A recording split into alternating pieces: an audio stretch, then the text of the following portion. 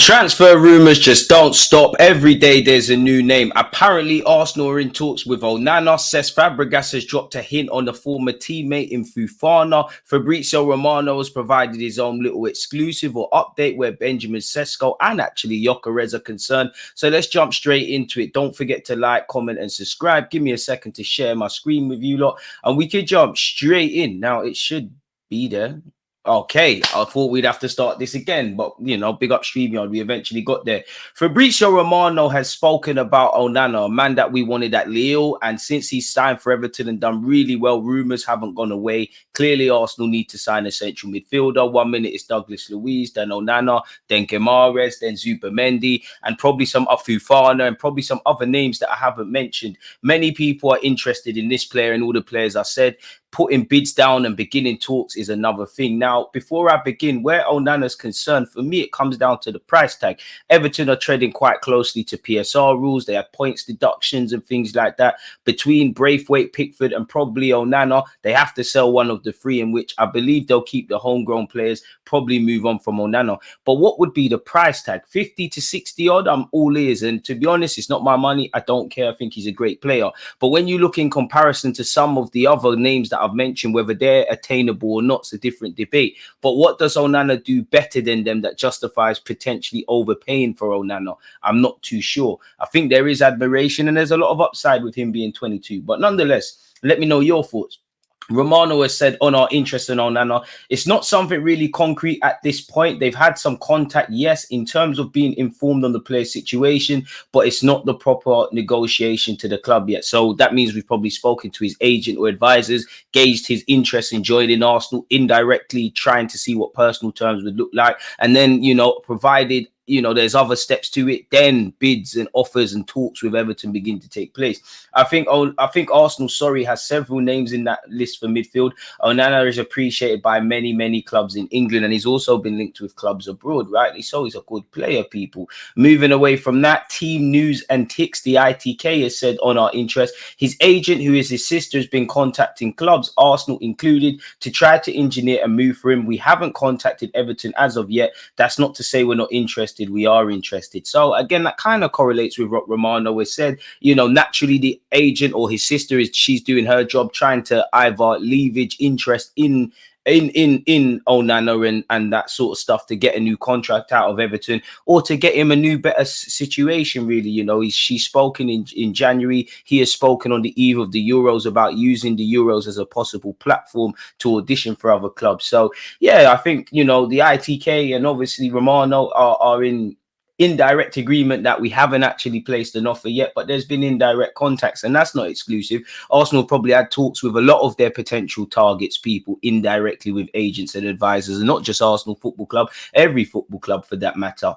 Romano on Sesko has said, in the next days, the situation of Benjamin Sesko will become clear. The player will make a decision on his future. As of today, I can guarantee 100% that not even Sesko himself knows where he'll play next season. He's got a lot to consider. Manchester United, Chelsea, saving the best till last, and Arsenal potentially staying at Leipzig or maybe going somewhere else, really. Or maybe he's reconsidering that offer from Saudi Arabia. That was obviously, a series of things that Romano has said. The first tweet he said in updates to that was what we just went over, and then he followed that up and said, the first step has to be to inform Leipzig of his decision. He has to decide whether he wants to be the superstar of Leipzig for one more season or to leave immediately. He has 3 proposals from the Premier League: Chelsea, Manchester United and Arsenal. These 3 clubs have already approached Sesko and presented their project. Now it's up to the player, and to be honest, all these clubs in their own right have their own sort of project. Manchester United, a historical big club, Arsenal the same, but we're, in terms of the project, we're a lot more healthier in what we're trying to display ourselves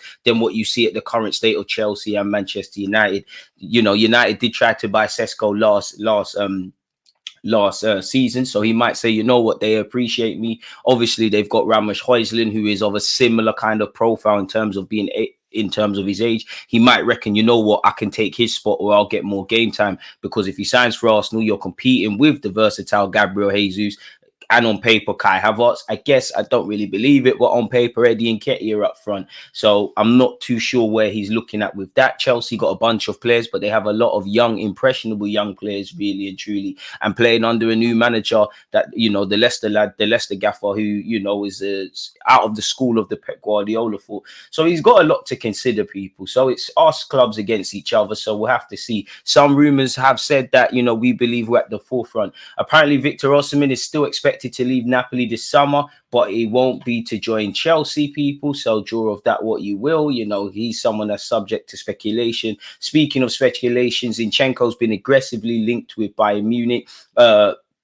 Florian Plattenberg of Sky Germany has said rumours about Zinchenko and Bayern. Currently, the 27-year-old left-back from Arsenal is not a hot topic of interest at Bayern, and close sources around the player confirm that a move to Bayern is very unlikely. Things can change, but it just shows you what's spoken about in the tabloids and what's actually going on are two very different things. As we know, he's got 2 years left on his deal. He can play central midfield as well as left-back, potentially could reunite with company at Bayern Munich because he's now the manager there. Hope he takes Lukonga, but the bulk of, in my opinion, the Zinchenko rumours have been A, because he's got 2 years left. It seems like he's fallen down the pecking order and he's someone that could be available. And B, Alphonso Davies has been linked with Real Madrid, and it seems like it's in the balance in that. It says Bayern are pushing to extend his contract. Apparently, the top candidate, if the extension fails, is Theo Hernandez. So that shows you just where they're thinking at is potentially with Zinchenko. Keeping up the theme with fullbacks, we all know that, you know, days are numbered for Kieran Tierney. Sources have confirmed to Team Talk that Arsenal will sell Tierney this summer, with Mikel Arteta against giving him another chance at the club. Premier League clubs are keeping tabs on his situation, with Aston Villa among the clubs interested. I mean, he's got 2 years left on his deal. I don't think we're going to get back what we bought him from Celtic, and obviously Celtic have a sell-on percentage, so we're probably going to take a hit, but let's just make some money. It's as simple as that. On Gyökeres, who it seems like his case potentially at Arsenal went quiet, the 26-year-old who's done very well at Sporting Lisbon, Romano has said things have been quiet for a while regarding Gyökeres, but that's because he isn't a plan B for anyone. He'll be first choice, but he's really expensive in comparison to someone like Sesko, for example. His release clause is 100 million euros, so all the clubs are waiting to understand what happens on the strikers market, and maybe if Sporting can accept a different structure for the deal. I'm sure it's still one to watch for the next weeks, but it's early now, so we have to see. So it appears, you know, Arsenal, Manchester United and Chelsea all share a common denominator in that they want a striker, and based on what we've just seen with Sesko, probably all are, you know, the first choice right now is Sesko. Only one of the three can get them. If you can't get him, then maybe people will revisit the Gyökeres file, the Osimhen file, you know. Then when you've gone through all those lists, someone like Ivan Toney, who in my opinion is probably going to join Spurs, and Spurs should be trying to grab him. And then if that all fails, then it's the impossible dream of someone like Isak, which is going to cost a lot of money. And even if you bid something ridiculous, you still probably won't prize him from Newcastle. So yeah, let me know your thoughts. Cesc Fabregas has spoken on potential Manchester United and Arsenal target, and former teammate of his, Youssouf Fofana, will be wishing Cesc Fabregas the best of luck as he'll be managing in Serie A next season. He's said he believes Fofana would thrive in the Premier League. Another one who is wanted by a lot of clubs, allegedly has a 20 million euro price tag on his head, has just 1 year left on his deal, people. And, you know, it's a shame they only bought him for 15 million. Had they sold him last year, would have made a handsome profit. Cesc Fabregas has praised him, really said, I know him. I played with him. Funny enough, I've never heard about Man United. I heard that he was going to AC Milan because Paulo Fonseca's probably is going to go there from France, and they know each other. So let's see where he goes. But he's very dynamic and strong player, good on the ball, a modern type of player, aggressive, can jump, he's box to box. I really like Fofana, and I think he fits really well in the Premier League style. I would love him, really and truly, if I'm honest with you. I've spoken about it with the hierarchy. It isn't a secret, said Fofana. We had exchanges and they agreed to accompany me in this next stage. If a move doesn't happen, I still have a year left. I'll be happy to stay. We're in agreement that we would accompany each other in this process in which everyone should be a winner, be it me or the club. And again, people, the Monaco chief has said they're open to selling him. There were good opportunities for him to leave last summer. It was his decision to stay because of his personal goals. It was a very good decision for us because he had a very good season and consistent one. For him too, as it was probably his best at Monaco. He's probably one of the players we are open to selling. We'll see the market that he has. It's still too early to make a decision. So it seems on all transfers, it's the calm before the storm, and, you know, clubs are fine tuning their strategies before they aggressively, look to sign whoever they want to sign. So that's that on Sesko, Zinchenko, Fofana. I'm definitely missing Gyökeres, maybe even missing out another one. Brian Brobley is speaking, people. He has named Arsenal and Spurs among his dream destinations. Desperation, if you're saying Spurs, surely, people. He said, you can't want to alter your course and expect the same people are going to be on that. It's just not going to happen. We've had 2 windows. We've had some development of players for sure. But when I say we've still got a long way to go, that's what I'm talking about. It's impossible to say you're going to have drastic change and yet expect everyone to be on that journey. Okay. And then he's apparently said Real Madrid, Manchester United, Arsenal, Spurs, those are nice clubs. But if I stay at Ajax, that is certainly not a punishment. Doesn't seem, probably have admiration from Arsenal and Manchester United. Doesn't seem that they're forthcoming with offers. If they're failing to get other players, then, he might be someone to go after. It looks like Zertsky's going AC Milan. Looks like Gyökeres and Osimhen fouls are cold. Looks like Isaac is an impossible dream, and Sesko's the man of the moment. And Real Madrid's a dream for any footballer. It's the holy grail of football, but that seems like an impossible dream for him at this moment in time. Romano has spoken about Julian Alvarez. I know we're not going to sign him. I would love him at the Emirates nonetheless, people. He's a player I've got a lot of time for. The dream is free. The hustle is sold separately. Apparently we've been testifying against City with their charges and also what we've been doing on the sporting front. They're probably not going to sell us any more players, people. But Romano himself has said, people, several clubs have approached Julian Alvarez, not only Atletico Madrid, but also PSG showing interest. No proposals or negotiations yet, but several clubs keen. Also from England, Man City want to keep Julian. Talks with his camp will follow about that. So again, obviously, Manchester City, apologies, have a bit of a delicate situation with the rumors coming out. Again, Julian Alvarez, unfortunately, you're always going to be second fiddle to Haaland, and he's a quality player in his own right. Probably want to give him a new deal. So is this the fallout? If there was a chance to sign Julian Alvarez, I think he'd have a lot of upside. He's got, he's on the youngest side. He can press. He's intensive. He's one of those that leaves everything out there on the pitch. He's someone I would love at the Emirates again and almost want to give them what they want. I mean, if PSG are interested in you, why not, really and truly, to be honest? But there's a lot of rumors coming out of Manchester City with Kevin De Bruyne, with Haaland, with Alvarez playing coy on their future, Pep Guardiola. We don't know how long he's going to be there. And obviously, there's the backdrop of, them fighting in court with the Premier League and trying to clear their names of this 115 charges, people.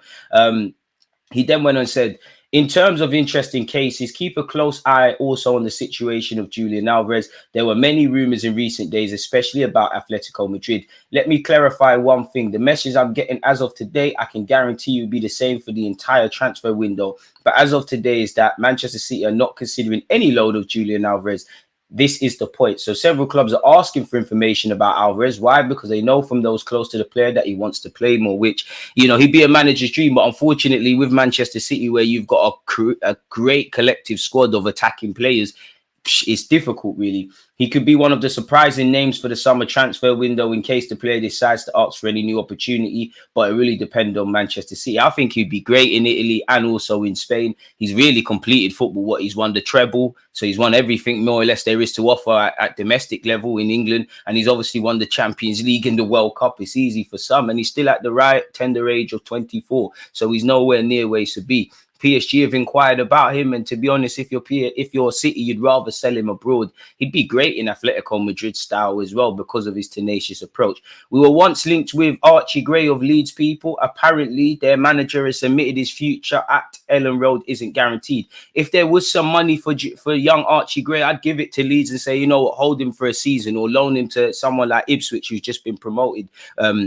Where they've got McKenna, who's got a great record with young players. You look at Amari Hutchinson among many people, but I just don't think that's going to be a thing for us. Big Gabriel names the club he would join tomorrow. Arsenal defender Gabriel Magalhaes says he would join Brazilian side Corinthians tomorrow as he expressed his love for the club he supported as a child. Big up yourself, man, and let's achieve some great memories at the Emirates. And then, when your time comes, if you want to go back to Brazil or elsewhere, do your thing. So yeah, to kind of wrap this up, let's see if there's anything we've missed out, people, and things of that nature.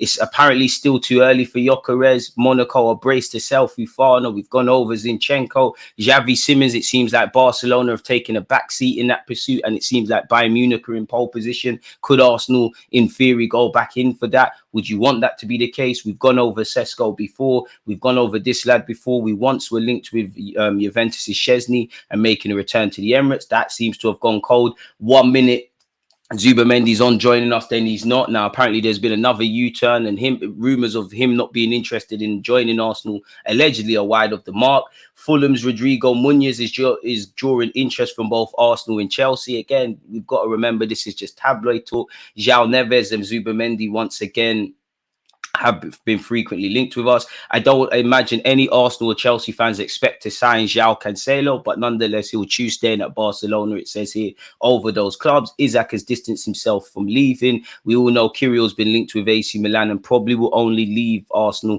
if there's an offer that we can't refuse, people. So with that being said, that appears to be everything where transfers are concerned. Don't forget to hit the like button, comment and subscribe. Let me know your thoughts. Big up to you lot for getting me to 60,000. Let's keep it going. Again, leave a comment, subscribe, smash the like button. Let's get the YouTube algorithm in motion. You lot stay blessed. Take care. Peace.